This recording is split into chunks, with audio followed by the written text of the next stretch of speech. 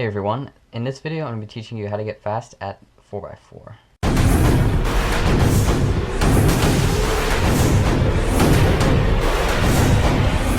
So for this video I'm expecting that you already know how to solve 3x3 because that would be necessary for most of the methods that I'm going to be showing you. For those of you who don't know me, I am Kevin Costello III. I am a current North American record holder for both 4x4 single and average.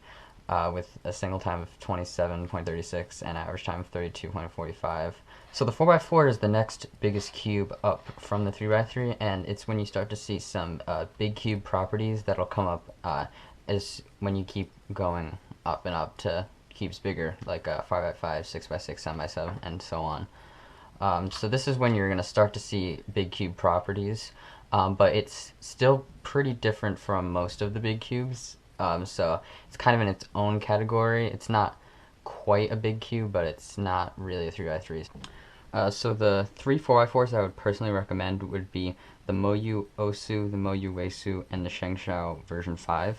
I would recommend these more because the Osu I think is the best 4x4 right now, and the Weisu is also really good. The Shengshao version 5 is not quite as good, but I think that if you're just looking for a 4x4 to use and you don't think you're going to be practicing too much, this is a good choice. And also it's like half the price of these two, so if you're low on money you should get this and just wait maybe until you get a little faster to switch to these. Most of the methods that people use today are reduction methods, and what reduction methods do is they reduce the cube down into a 3x3. So in some way, reduction methods are going to pair up centers like this, so you have the equivalent to centers on a 3x3, and edges like this, so that would be the equivalent to edges on a 3x3, and then you just solve it as a 3x3. With reduction methods, is that sometimes you will get parity, and parity is when you get a case in the last layer that would not be able to exist on a normal 3x3. So from solving a 3x3, you should know that you will never have three edges flipped and one unflipped as an impossible case. So you have to know algorithms for this case as well as PLL. PLL parity is just when you get an impossible permutation for the last layer. So from solving a 3x3, you should know that you would never be able to switch these two if you're doing a 3x3 solve. I'll link to a video I have with the algorithms right here, just because I want to go into more stuff in this video than just parity algs. But when I refer to parity algs, you can always just watch this video later. There are some other methods that don't use reduction, such as K4, cage, but most people will use a reduction-based method now, and I'm mainly going to show those in this video. However, if you are interested in learning K4 or cage, I'll leave links to those right here and in the description, so you can always check those out later if you're interested. So if you're planning on taking this path where you go to 3, 2, 2, 2, 3, and then reduction, I recommend you first switch to 3, 2, 2, 2, 3 when you're like 2 minutes, maybe 1:30, or 2 minutes probably. And then once you get faster, maybe 1:30 or 1:15, you're going to want to try and switch to or Hoya, because I think they are much better methods than 3, 2, 2, 2, 3. They're just a lot better. So if you don't yet know how to solve 4x4, I recommend you learn basic reduction before you learn one of these methods. I'm not going to go over basic reduction in this video, but I will leave links in the description if you do not yet know how to solve 4x4.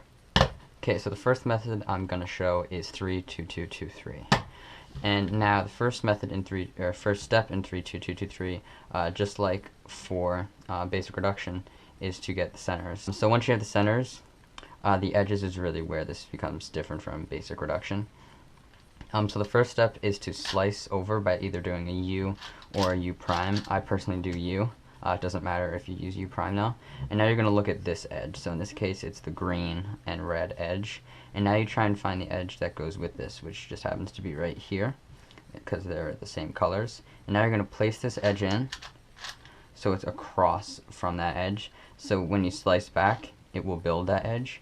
But we're not going to slice back yet. We're going to slice back after we do that 2 more times. So now we have orange and blue here, and orange and blue is right down here. So now they're lined up. And then we have yellow and blue, which is on the bottom here. So we'll line those up again. And now that we have 3 in, we can slice back. So we have 3 built in the E layer. And now what we're going to do for the rest of the solve is 2 pairing. And for 2 pairing, what you do is you set up edges so they're across from each other. So this is the blue yellow or blue white and blue white, and now you're going to slice over to make them. So instead of putting it in the top for just a random edge, you're going to put it in the top but exchange it for the edge that will solve this piece back here. So in this case, this is white green and this is white green, so when you put it in the top and they're across from each other and you slice back. Now once that's done, you just have a 3x3 and you can go on and finish however you want. Now I'm not really an expert on reduction. It was only my main method for around a week or 2 at most, but I'm going to try and give a few tips that I think would be useful. So one thing that you're going to want to be able to do is solve the centers in any order. This is useful because if you are stuck solving the same centers every time, then you're going to miss out on easy cases, so you really want to be able to solve with any center. For edges, there's not too many tips I can give, other than just try and improve your look ahead for this just by practicing. There's some edge tricks that I'm going to show later for Yao and Hoya that you could use as well, but yeah, I guess you could also use them. One thing you might want to become good at is inserting without rotating. So let's say you have an edge on the bottom here and it has to go with this. Now sometimes you just rotate and then put it in, but you're going to want to be able to just put it in like that, so you won't need to rotate. So when you're starting out in 3x3 stage, I'd recommend that you take about a second just to look around quick and find your cross, because that you shouldn't just go right in straight and start turning, because then you might miss some easy cases. So you should just take like about half a second, figure out how you're going to do things, and then start going. And most of the tricks that you're going to find for 4x4 3x3 stage are going to come at the last layer. Most of these will do with parity. Alternate parity alg you can use that just flips this front section, because the normal parity alg, which is this, flips this front and it swaps these 2 edges. However, the other parity alg is in fact a double parity alg, and it just flips this front section. So because the alg only flips this front section, you can use it to force OLL skips. So for example, you would do a setup like this, and then you would do the parity alg, and then undo the setup, and it forces an OLL skip. For PLL parity, there's specific PLLs that you can learn just for 4x4 when there is parity. And these will either do parity then the alg then parity, or do parity while you're doing the alg. Okay, so this is an example of one case. If you ever notice this specific case, you can solve it by just doing RU, R prime U parity, and then finishing this off like a T-perm. So basically you already did the first 4 turns of the T-perm, and just finish it off. That's an example of one of them. There will be links in the description to a video I made on a list of most of them that I use. So now I'm going to briefly go over the Yao method. Now this is the method that most people are going to be using. So you're probably going to end up using this, but you might want to still try the other methods because they might fit you a little better than Yao. So one thing that Hoya and Yao have in common is that you pretty much are forced to use CFOP as your 3x3 stage method. Now this won't be a problem for most of you, but if you use a different method, like Rue or ZZ or Petrus, you may want to either stick to 3-2-2-2-3 or just learn CFOP and use it for 4x4. So the first step in the Yao method is to get 2 opposite centers, and now one of these centers has to be your cross color. So for me, I do orange or red, so I have to make sure that I do the orange and red centers. And now once you have the first 2 centers, you have to go on and build 3 cross edges using this open layer. And then after that, you're gonna build this remaining 4 centers using just these R moves and U moves. And now once you finish the centers, you go ahead and build the last cross edge. And now for the edges, you just use 3-2-3. So it's a shorter version of 3-2-2-2-3. And once you've done that, you just go on and solve it like a 3x3. And the main thing you're going to want to work on for Yao is transitions. Just because there's so many steps, if you don't really if you're not able to transition through the steps quickly, then you're not going to be able to get good times. So to have a good transition from first two centers to first three edges, you're going to want to be able to see most, if not all, of your first two centers during inspection. A good way to practice seeing your first two centers during inspection is to do them blindfolded. So basically what you do for this is you just spend as much inspection time as you need. So you won't really matter if you go over 15 seconds, that'll come in with time. So then you just inspect as long as you need, and then once that's done, you put on your blindfold and then do them blindfolded without looking.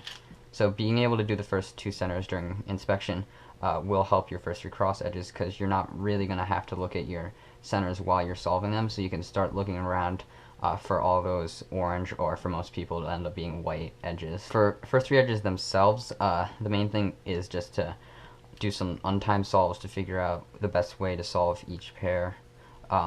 Or you can just do a lot of practice, and then in that practice you will figure out how you like to solve certain pairs. It would also probably be a good idea to turn slower during these, just so you can just so you don't have as many pauses. Now for the last four centers, there's a few ways you can get around the inefficiency. One of these ways is by using half centers. Now for half centers, what you're going to do is you are going to build half of three centers. So in this case I would go white half, blue half, and then the yellow half. Once you have those first three halves, then for the rest of the centers you can solve them by just doing R and U moves. So I wouldn't recommend doing this every solve, just because it sometimes can be tough to get these half centers, but it still can be a lot of easy cases. So it's good to at least look at and try to incorporate into your solves. What I end up doing most of the time is I will solve half of one center, then half of the next, but I won't go on to the last one, even though it's already solved here. I usually will not go on and build this last one. I'll just worry about these first two, build those, and then just do whatever last two centers case I have. For the last cross edge, which I've already made here, there's not really many tips I can give, just because that should come kind of easily with practice. Just practice and you'll be able to figure out how to do that well. Now for last 8 edges, this is where I'll use the most of my tricks for the solve. So I'm not going to go over all the tricks in this video, that's a video for another time, but I'm just going to go over a few simple ones that can help your solves. One thing that I do in particular is that if I see any solved edges, I'll bring those down in to the E layer. And now what I do is that I will slice over and pretend this was my first edge that I already made. So for the first part, I only have to do 2 edges. So when you're on your last 2 or 3 edges and they're in the top layer like this, so you have these 2 up in the top, normally how you'd solve these is you would put them down into the E layer, slice over, and then flip and slice back. But actually there is a better way to solve these, and you can solve them just by leaving them in the top. So for example, for this alg, when they're across from each other, you just do this, and then it solves them, which is a lot quicker than having to bring them down, flip over. Yeah. So Rob Yao came up with a list of these for when there's 2 or 3 edges left to build and they're all on the top. I personally recommend you learn at least the 2 edge ones if you're trying to get fast, but the 3 ones won't be quite as useful. I don't personally know them, but I think they still could be useful. So there's tons of tricks that I didn't go over in this video, so I'm going to leave a link in the description to Breast's tutorial of a few of them, and then eventually there will be a video on Cubing World about them, so look out for that later. I already went over 3x3 stage for reduction, and that'll be just the same as for Yao, except just the LL tricks that I showed. So now for Hoya. This is a less known method, and not too many people use it now, but I figure it deserved a spot in this video just because I think it does have potential to be a really good method. So the first step is to build 4 centers. So one of these centers should be your cross color, so in this case it's orange for me. So the first 2 should not be your cross color, and then you should build one that is again not your cross color, and then your cross color. So then after that, you're going to use the remaining 2 centers to build the 4 cross edges. And once you've built all the cross edges, you then solve the remaining 2 centers. And then once again, we have last 8 edges, and just like Yao, you would use 3, 2, 3. So just like for 3, 2, 2, 2, 3, you're going to want to be able to become comfortable with solving the centers in any order. Now for Hoya, there's going to be less orders than reduction, just because you can't start with your cross color for the opposite centers. That has to be the last one you solve. So very similar to Yao edges, these cross edges will come again with practice. I can't really give many tips other than you just have to be able to figure out what's the best way that you can do them. So